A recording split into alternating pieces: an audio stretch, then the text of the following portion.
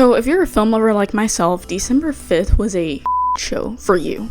Film Twitter was the most active I'd seen it in a hot minute. Everybody and their mom was coming out the woodworks to comment on Netflix winning the bidding to buy Warner Brothers Discovery. Additionally, if you're like me and are an actor, filmmaker, or are aspiring to be these things, well, this feels like it just might be the worst time for us to embark on these careers. Dude, it's almost as if they deliberately waited for Gen Z to become adults to screw everything up. They did. Like, geez, can a sister breathe? It truly is unfortunate, but this is what they want. They want us to feel absolutely hopeless, that our dreams and aspirations are unattainable, that we have no chance of a successful future. The thing is, these CEOs, our government, big corps, those who make up the 1%, they are the most miserable, untalented pricks whose main objective is to make us feel miserable as well. We simply cannot have that. That is why this deal is a big deal.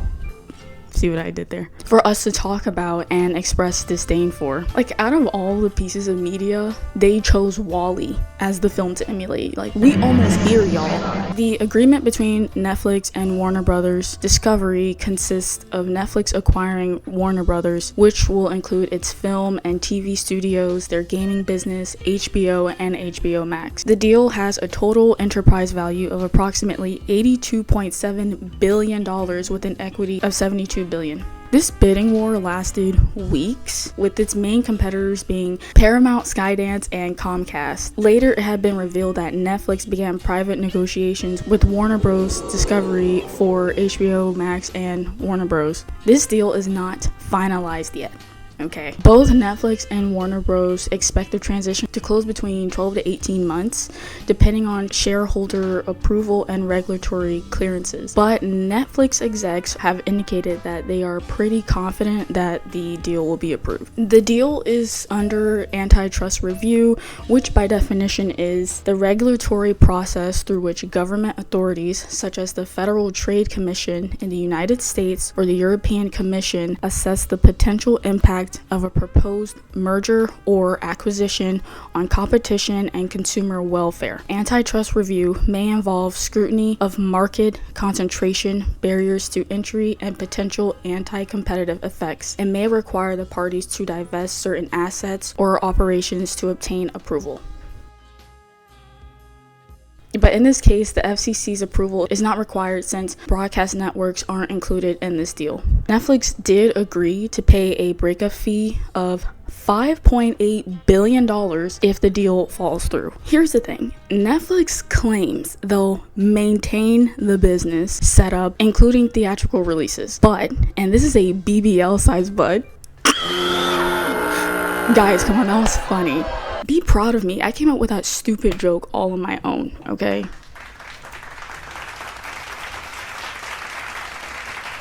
I'm just letting it sink in. What's concerning about this is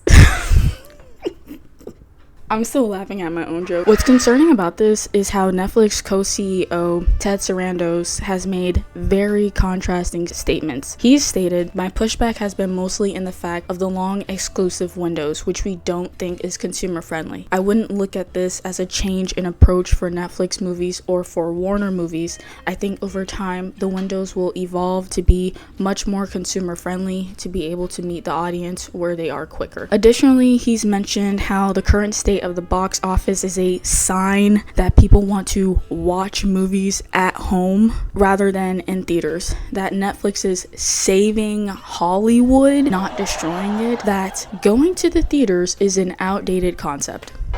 The woman was too stunned to speak. First and foremost, there is truly no better feeling than seeing films in theaters. Absolutely. That's a no-brainer. Many may feel differently, but movie theaters are essential to our society.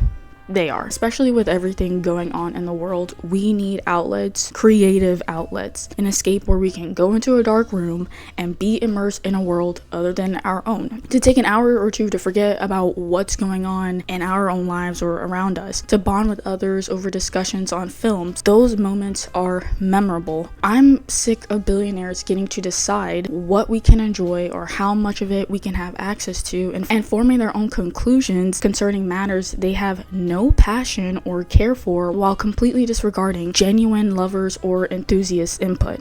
That's why our society needs to stop idolizing people and be more conscious of who and what we are supporting. Yes, people want to watch movies at home, but they can do that after they've seen it in the theaters. A 45-day window for films to screen is incredibly consumer friendly. It gives more people a greater opportunity to see a movie in theaters. I cannot tell you the number of times I've managed to catch a screening of a movie right before it leaves theaters due to its extensive window. Life happens, you might not make it to the premiere or even the first couple of weeks, but there's relief in knowing it'll be showing long enough to ensure your chances of seeing it in theaters. It's also an excuse to get out of the house, okay? Instead of being trapped in there 24/7. We can use the Odyssey as a recent example. Tickets sold out for nearly all initial showings a year in advance.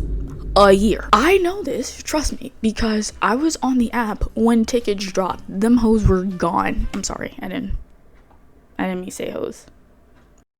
But they was gone. Even Netflix themselves like to tweet, where someone tweeted a collage of packed out movie theaters. Recently, they even tweeted a video themselves of a packed movie theater where the crowd was reacting to a scene from the series finale of Stranger Things. Isn't that like so ironic? What makes it even funnier is that they're displaying even a television episode can put people into seats, and apparently Netflix got nothing from the box office sales.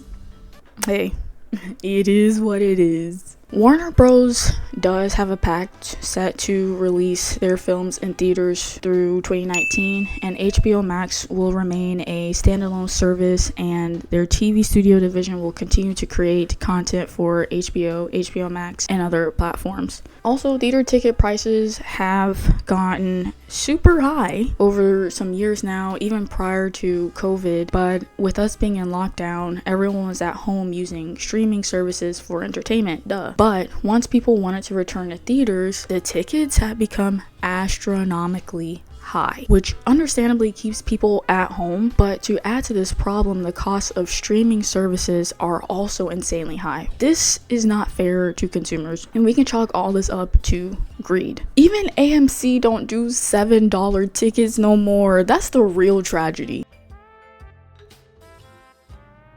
But if you're a movie lover, honestly speaking, we pay the ticket prices because, hello, we want to see the movies in theaters. Man, where's Nicole Kidman when you need her? Somehow, heartbreak feels good in a place like this. I'll never, ever forget my first ever theater experience. My mom was throwing my sister's birthday party. It was a nice sized group of us, and we all went to see Ratatouille. Yes, I remember my 6-year-old self genuinely being amazed at what I was watching, especially when the ending credits hit. I kid you not, my life changed forever. I cried after a screening of Lady Bird. The audience during my Alien Romulus screening was great and so funny. If you saw that in theaters, you know exactly what scene I'm talking about. We was all shaking in our boots, and it looked incredible in IMAX. When my sis and I went to see Interstellar at Regal in their ginormous theater, oh my goodness, words cannot explain. I had goosebumps the entire time. Sinners jabbed me in the heart. Slim's monologue. Wow, yes. When Cinemark had a single screening of Monster House for Halloween in 2024, guys, I don't think anyone understands how much that meant to me. My lore with Monster House, it dates back. I mean, it's peak. It's everything, actually. I was so annoying during that screening. I documented it like it was a concert. It was very serious for me. And those are just a few examples. Movie theaters are everything. Then you've got people claiming the real downfall of theaters are the prices of the food from concessions. Don't be dense, okay? It's literally the easiest thing in the world to sneak in food. I bring my own popcorn, drink, and candy combo. I've snuck in whole meals before. Trust, the concession prices are the least of our problems. The problem stems from allowing tech and business bros to get in the mix of like anything, really. No, but in this particular case, anything creative. A recent update, according to Deadline, Netflix is interested in a $17 day theatrical window for Warner Bros. Films once they own the studio. So again, this is all a ploy to bring films to streaming services faster to guarantee them more money, which is of course why prices for Netflix has been raised 125% since 2014. Plus, they've also become very strict with sharing accounts, which is so dumb. Like, can we relax? Who's to say the prices won't continue to increase, that they won't stop doing whatever they can to milk people dry of their money? But of course, things don't stop there, because not too long after the news dropped about Netflix potentially taking Warner Bros., Paramount swoops back in with a bid valued at $108.4 billion. It truly is insane to watch rich people fight. Yeah, we just got $1 billion, like, take it! With Paramount having a close relationship with the administration, it's speculated that the Ellisons might use that to their advantage to win the bid. There was even a Paramount drafted letter by attorneys from Quinn Emanuel law firm that leaked, claiming that the bidding war was a tilted and unfair process. Look, both of these outcomes are bad. Our options are either monopoly or monopoly. No company should ever have this much power and control over the media. They can raise prices for streaming services, I mean, like they've already been doing, pump out propaganda, negatively impact creative spaces and careers, and censor voices. CEO of Warner Bros., David Zaslav, look, I tried, who is very excited for this merger, has stated, "I think it's a terrific fit. We're the biggest maker and producer of creative content in the world, but there are concerns amongst employees regarding layoffs at Warner Bros. Reasonably so." David claims that the deal will not lead to sweeping layoffs, as they intend to keep most people because these people don't necessarily have another studio to go to off rip. Let's just hope that everything works out for the employees. There were also responses from SAG-AFTRA, DGA, and the WGA, which I will put on the screen so you guys can pause and read. There were plans for the DGA to meet with Netflix to go over concerns they have regarding the deal. I mean, you know, the unions, especially DGA, was gonna be all up in this, considering Christopher Nolan is now the president of DGA. These unions don't play. Nolan literally broke his relationship off with Warner Brothers when they put Tenet on HBO Max during its theatrical run. Also, he's made it abundantly clear that he's never working with Netflix. Never.